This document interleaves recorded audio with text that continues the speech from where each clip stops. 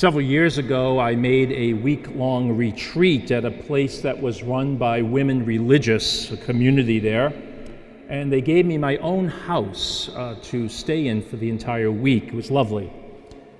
Each day I listened to a set of cassette tapes by a priest who was giving a retreat on the theme of God's love for the world, highlighting various stories in the Bible, including the one that we just heard from John's Gospel.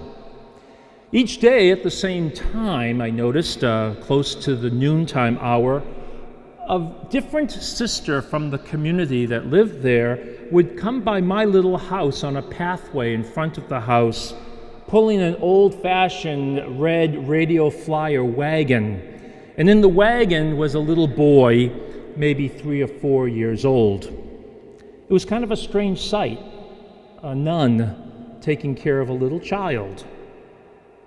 Each sister had a similar routine as the week went by and would go to a swing set near my house, pick up the child from the wagon and hold the child in her arms, gently swinging on the set, the little one rocking a little bit and as if to go higher and higher. The sisters also had a lovely big swimming pool, and every afternoon when I went for my walk, I walked by, I saw the little boy and a little bit older girl in the pool each day with 1 or 2 of the sisters. As the retreat ended, I had the opportunity to approach one particular sister as I was packing up my car, and she had the child with her. As I got close to her and the child, I could see that the boy was a little different. I asked the sister how it was that this boy was with them.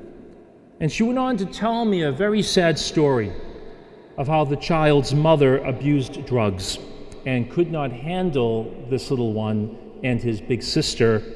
She abused the children with fire and other things.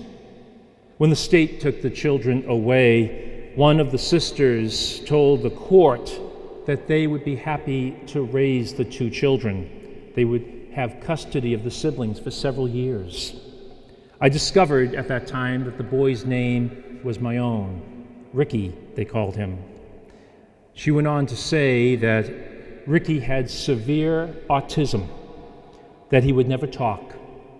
He would never look at any of them straight in the eye. He would never acknowledge their presence in his life. He would never say thank you to them for all the love and care that they bestowed on him.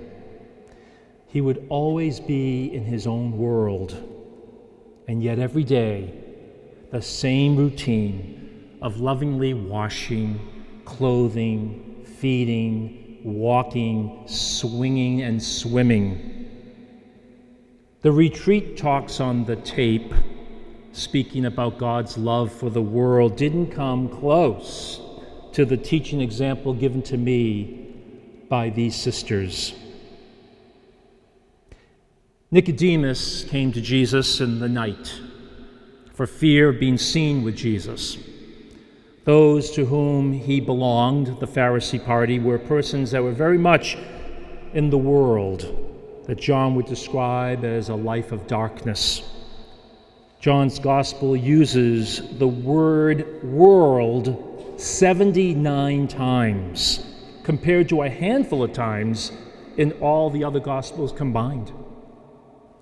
Persons who live in the world and are very much of the world, who benefit from the way the world works, are those who struggle to be of service to others.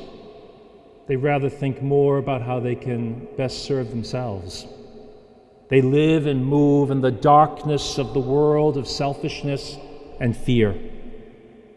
And yet, it is this world that John tells us that God loves so much that he gave. He handed over his Son. Is there a deeper expression of an act of love than that of sacrifice, of letting go, of sharing something that is ours, something that we love? The God we celebrate today is a lived community, a unity of presence, three in one. This is what we celebrate when we speak of the Trinity. We're speaking about the community of God, the unity of the three. We hear in the first reading, as Moses is with God on the Mount Sinai, that God is merciful. The Lord, merciful. God will continue to forgive.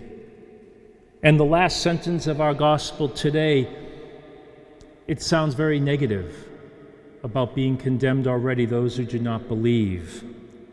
But Jesus does not demand belief in him, but he's saying to us that the one who does not accept him in his way is like a person who does not accept a gift.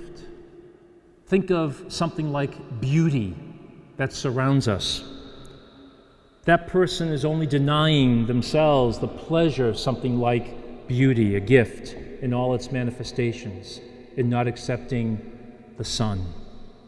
God's love, like beauty, is present all the time for everyone. What the sisters taught me about the Trinity is that the one God in three will continue to love the world whether people acknowledge God or not, as Jesus said.